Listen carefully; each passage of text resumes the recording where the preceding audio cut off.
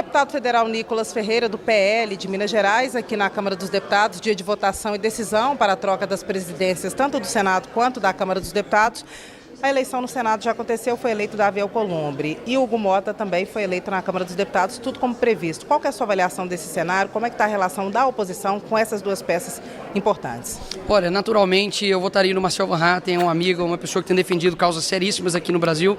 Porém, acreditando no acordo que o Bolsonaro fez juntamente com o Hugo Mota, que é do Republicanos, e confesso que não sei todos os trâmites desse acordo, eu espero que seja de fato aí o melhor para o Brasil, visto que algumas pautas como anistia, como defesa das prerrogativas dos deputados, espero que seja no bolo dessa negociação, para que a gente de fato consiga avançar aqui na casa a respeito desses temas.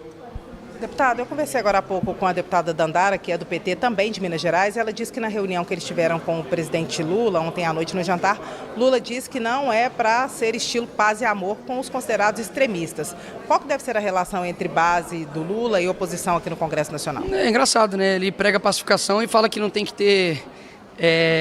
Qual que foi a palavra que ele usou?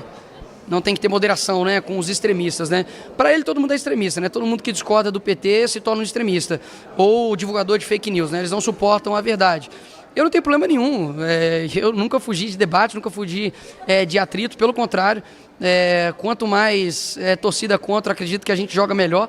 E até mesmo porque a verdade ela prevalece sempre. No caso, por exemplo, aí do vídeo do Pix, que ultrapassou as barreiras aí de Estado, de nação, de 325 milhões de visualizações, mostrou bem claro que as pessoas estão insatisfeitas. Um dia depois, né, no 16 de janeiro, mostrou uma queda gigantesca da aprovação do Lula, porque as pessoas estão atentas, as pessoas não estão mais caindo nessa enganação que é prometer picanha e nunca entregar, que é prometer isenção de imposto de renda e também nunca entregar, falar que vai ter sigilo e depois não vai ter.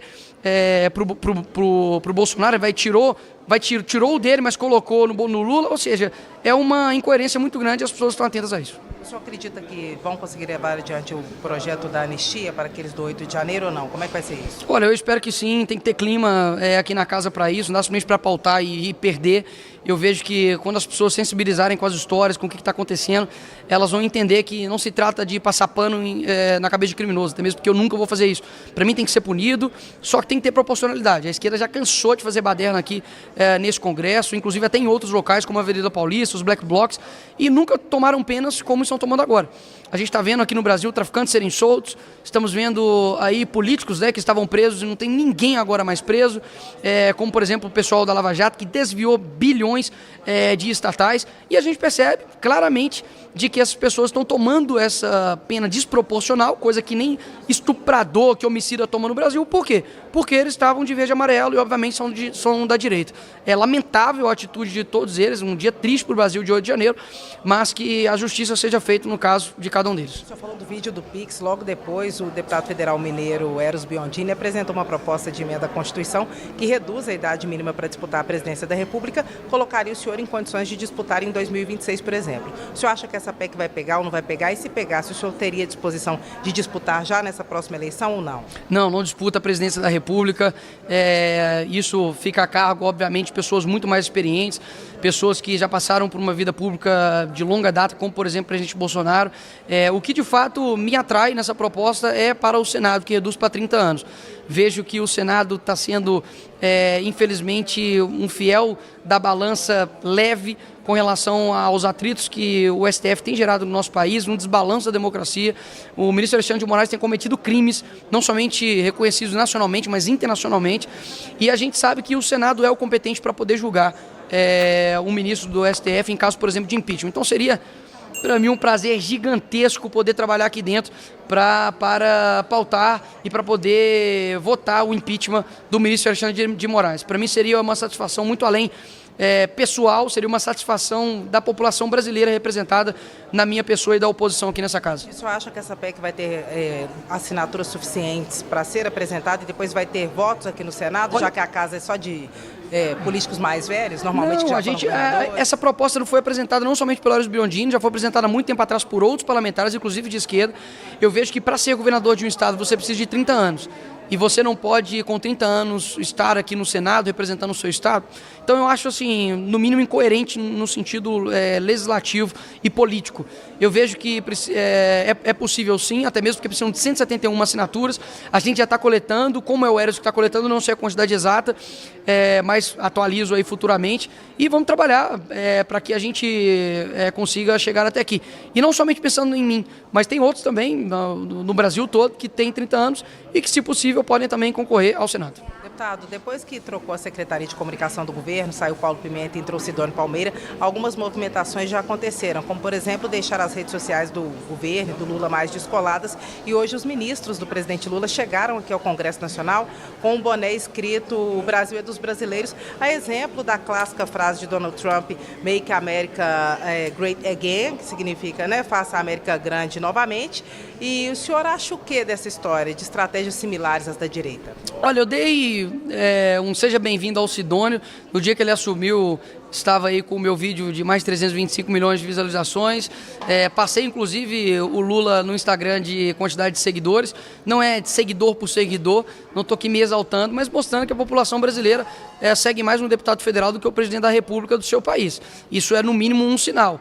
Ele é uma pessoa que claramente está desconexa da realidade, né? Fazer um boné com a mesma característica de identidade visual do Donald Trump para poder defender a esquerda, o Sidônio é meu parceiro agora, eu quero que ele continue. Não demitam o Sidônio, ele tem que continuar no governo Lula, juntamente com a Janja, a Janja é a nossa camisa 10.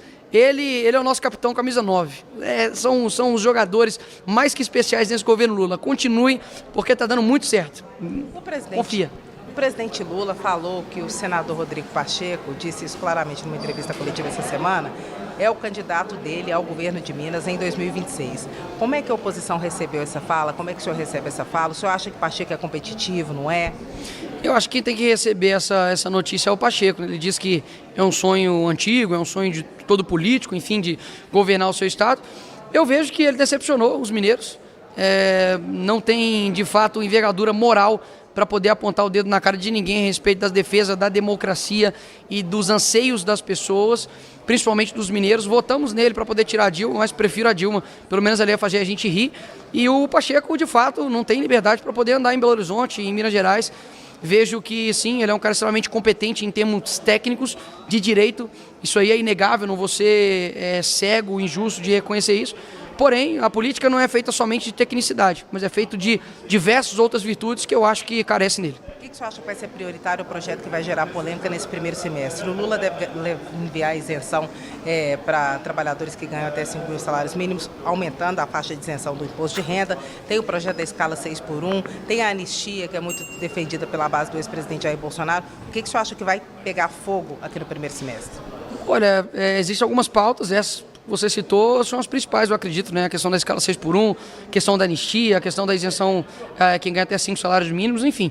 São pautas que eu acredito que a gente tem que pensar aí no Brasil, não tem que pensar o que vai ser bom para os deputados, o que vai ser bom para essa casa, não. A gente tem que pensar no que é bom para o Brasil e, infelizmente, a palavra que eu menos escuto aqui nessa casa aqui é Brasil.